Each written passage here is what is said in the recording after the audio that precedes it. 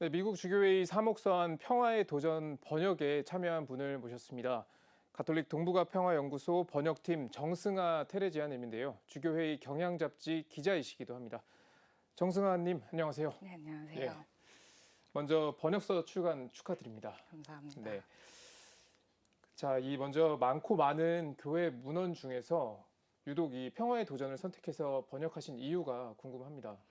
네, 저희 번역팀이 꾸려지기 전부터 동북아 평화연구소랑 그다음에 강주석 신부님 그리고 네. 구성원들이 이 문헌이 지니고 있는 중요성을 파악하고 계셨던 걸로 알고 있고요. 네, 아마도 그렇게 생각하셨던 이유는 그리스도인으로 살아가면서 우리가 고민해야 하는 평화의 개념이 무엇인지 그것을 신학적으로도 뭐 정치학적으로도 각종 시각을 통해서 분석하고 예, 그리고 어, 출간된 거는 1983년이니까 시간이 꽤 됐지만 예. 현재 한국을 살아가는 데 있어서 우리가 함께 고민해야 할 주제들을 제시하기 때문이라고 생각을 합니다. 네. 이 사목서한 분량을 보니까 250쪽 가까이 되더라고요. 네. 정승환님은 어느 부분 번역을 좀 맡으셨던 건가요?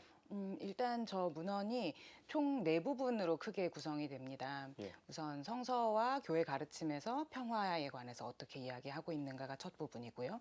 그리고 핵 억지력을 핵심으로 해서 국제 정치학에서 바라보는 평화, 예, 안보의 문제를 두 번째 파트에서 다루고, 그리고 미국 주교회의가 제안하는 정책적인 제안이 또 그다음 부분으로 나오고 끝으로 사목적인 제안, 당부 이렇게 구성이 되는데요. 제가 맡았던 부분은 항으로 얘기를 하자면 56항부터 121항까지 해서 그 첫 번째 파트의 후반부라고 할 수 예, 있습니다. 역사 안에서 하느님 나라가 어떻게 실현되는지 그 실현을 해나간다는 게 어떤 의미인지 하는 부분하고요. 그리고 정당한 전쟁론을 네. 이해하기 위해서 필요한 뭐 개념과 어휘 뭐 이런 것들에 대한 설명 부분입니다. 번역 좀 힘들지 않으셨나요? 정말로 쉽지 않았습니다. 네. 특히 어느 부분에서 좀 많이 어려우셨어요? 아무래도 이 말씀드렸다시피 뭐 신학적인 측면, 국제 정치학적인 측면 이렇게 좀 전문적인 분야 여럿을 전방위에서 다룬 문헌이다 보니까 저희들 각자가 뭐 열심히 공부해온 부분에 대해서는 저희도 알고 있지만은 그 모든 분야의 전문 예, 용어에 익숙하지 않아서 그걸 좀 익숙해지는 데 시간이 필요했고 그리고 나면은 이제 긴 문장을 어떻게 가독성이 조금 붙도록 번역을 할 수 있겠냐 네, 그런 부분들에서 고전을 좀 했습니다. 그래도 다 같이 했고 그리고 감수자 선생님들께서 워낙 꼼꼼히 검토를 해주셔서 네. 그때마다 용기를 얻으면서 작업 마쳤다고 생각합니다. 예. 직접 이렇게 번역에 참여하셨기 때문에 문헌을 되게 꼼꼼히 읽으셨을 것 같아요. 좀 가장 기억에 남는 구절이 있으신가요? 네. 음, 이건 제가 맡았던 부분은 아닌데요. 네, 처음에 문헌을 읽을 때부터 지금까지 가장 인상적인 부분입니다. 문헌 거의 초반 도입부에 나오는데요. 하느님 나라는 점진적으로 성취되고 위태롭게 유지되며 예, 꾸준히 지속해야 할 활동을 통해서 실현됩니다라는 구절이었어요.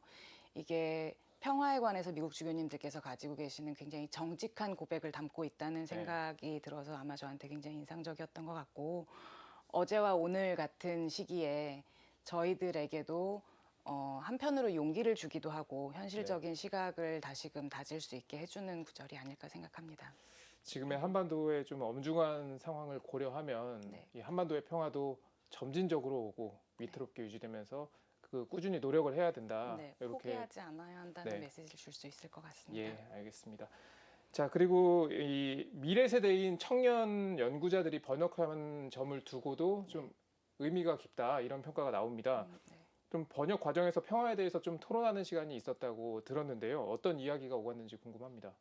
네, 하루 날짜를 정해놓고 오늘은 토론이다 이렇게 해서 한 토론은 아니었고요. 네, 이제 번역을 하면서 특정한 단어 혹은 개념을 어떤 한국어 단어로 옮길 것인가 아무래도 그 부분을 가장 첨예하게 고민하게 되는데 예, 그러자면 여기에서 말하는 평화 혹은 폭력, 비폭력, 뭐 전쟁 등등의 의미가 뭐야? 이걸 가지고 고민할 수밖에 없으니까요. 그렇다 보면은 각자가 읽으면서 이해한 의미를 이제 교환을 하게 되는 거죠. 그렇게 하면서 자연스럽게 토론이 이루어졌던 것 같고요. 이제 예컨대 평화를 두자면 앞에서 이렇게 얘기했잖아. 그렇다면 평화란 이런 의미가 아닐까? 이렇게 얘기를 하고 아무래도 이제 그 토론을 마무리하는 단계가 되고 나면 야 정말 이렇게 다채롭고 풍부한 이 의미를 다 담으려고 네. 노력하셨다니 하면서 이제 감탄도 하고 아무래도 저희가 감동을 받으니까 그러면 우리는 구체적인 삶의 자리에서 이걸 어떻게 실천할 수 있을까 하는 고민을 나누기도 하고요. 예컨대 지금 한국 사회를 살아가는 30대로서 생태적인 위기 그리고 뭐 성차에 따른 차별 각종 계층 간 격차, 뭐 부의 양극화 이런 부분들을 빼놓고 평화를 이야기하는 게 맞나? 네. 그렇게 논의하는 평화가 있다면 그건 너무 표피적이지 않냐? 뭐 이제 이런 고민들도 서로 같이 교류할 수 있었습니다. 예. 자, 이 신자들이 다음 주쯤에 이 번역서를 접할 수 있을 것 같은데요. 이 책이 좀 어떻게 활용되길 바라십니까? 욕심을 많이 부리는 바람이지만 적절한 길라잡이와 함께 각 본당의 모든 평신도들이 접할 수 있는 책이 되면 좋겠습니다. 왜냐하면 아까도 말씀드렸다시피 그리스도인으로서 평화를 논한다고 했을 때 우리가 어떤 것들을 고민해야 하는지 그리고 그 전쟁이 없는 상태가 아니라고 하는 평화의 그런 구체적인 의미가 뭔지를 이 책이 정말로 모든 분야에 걸쳐서 소상히 다루고 있고 그런 고민의 결정체이기 때문에 천천히라도 그 안에 들어있는 의미를 저희가 다 같이 공유하고 공감할 수 있었으면 좋겠습니다. 네. 읽기 쉽게 번역을 했다고 하니까요. 자, 이 시청자 여러분들도 평화의 도전 좀 기억을 해주시면 좋을 것 같습니다. 지금까지 평화의 도전 번역한 정승아 테레지아님 만나봤습니다. 오늘 말씀 고맙습니다. 감사합니다.